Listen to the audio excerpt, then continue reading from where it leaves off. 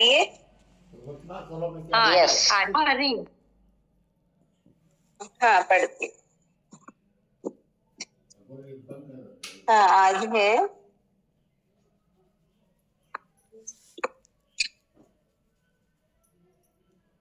5वां सूत्र,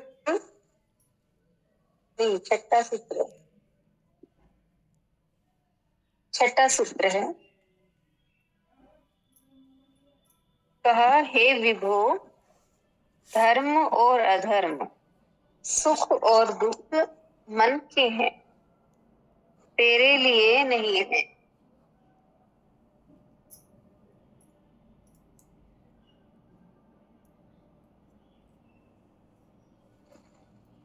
हाँ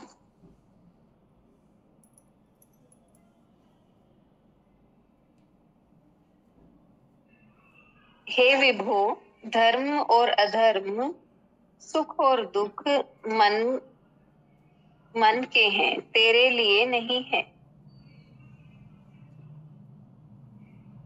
तू न करता है न भोगता है, तू तो सर्वदा मुक्त ही है। बता रहे हैं आज व्याख्या। यह आत्मा चैतन्य है, मुक्त है, असीम है, सर्वत्र है, व्यापक है। यह किसी बंधन में बंधी ही नहीं है। शरीर सीमित है, मन बुद्धि सीमित है। शरीर मन बुद्धि सीमित है, यानी शरीर की भी एक सीमा है, मन भी एक सीमा तक सोच सकता है, बुद्धि भी। आत्मा किसी एक शरीर या मन से बंधी नहीं है। यह सारी भिन्नता शरीरगत है, मानसिक है।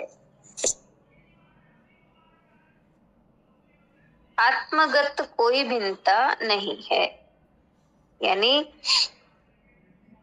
शरीर भी सभी के भिन्न भिन्न है, कोई कैसा है कोई कैसा, और मानसिकता भी सबकी अलग अलग है, किसी की कैसे विचार है, किसी की कैसे विचार है, लेकिन आत्मगत कोई भिन्नता नहीं है। आत्मा सबकी समान है। इसलिए अष्टावक्र राजा जनक को विभो विभो व्यापक शब्द से संबोधित करते हुए कहते हैं कि तू शरीर नहीं है, व्यापक आत्मा है, इसलिए तू सर्वदा मुक्त ही है। यह मुक्ति तेरा स्वभाव है, इसे पाना नहीं है, यह उपलब्ध ही है ही, केवल जागकर देखना मात्र है। केवल ग्राहक होकर कोई ठीक से केवल ग्राहक यानी रिसेप्टिव होकर कोई ठीक से सुन ले तो घटना घट जाती है। उसी क्षण जन्मों जन्मों की विस्मृति टूट जाएगी, स्मरण लौट आएगा। खोजने वाला भटक जाता है, खोजने पर परमात्मा नहीं मिलता। खोजों को छोड़कर संसार के प्रति उदासीन वैराग्यवान होकर विश्राम में स्थित हो जाना ही पा लेने का मार्ग है। खोजने पर परमात्मा नहीं मिलता। खोजों को छोड़कर संसार के प्रति उदासीन वैराग्यवान होकर विश्राम में स्थित हो जाना ही पा लेने का मार्ग है।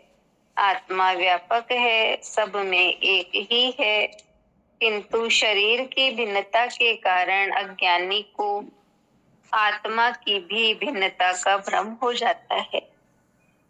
यह मेरी आत्मा है, यह उसकी आत्मा है, भिन्न भिन्न आत्माएं हैं, आत्माएं अनंत है आदि।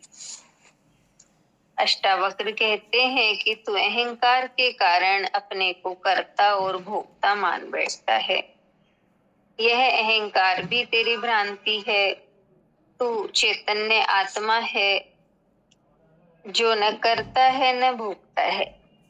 मतलब आत्मा ना कुछ करती है और ना ही कुछ भोगती है।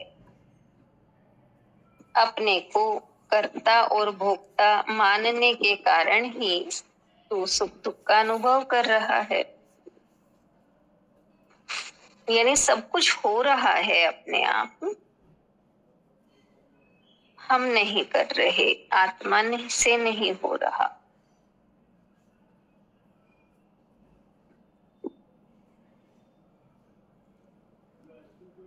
तू धर्म और अधर्म की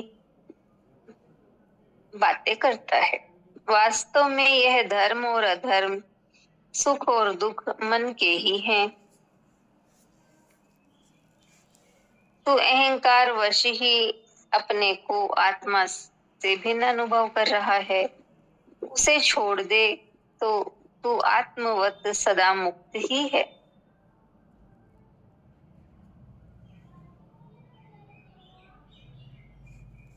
अहंकार और मन के मिटते ही कर्तापन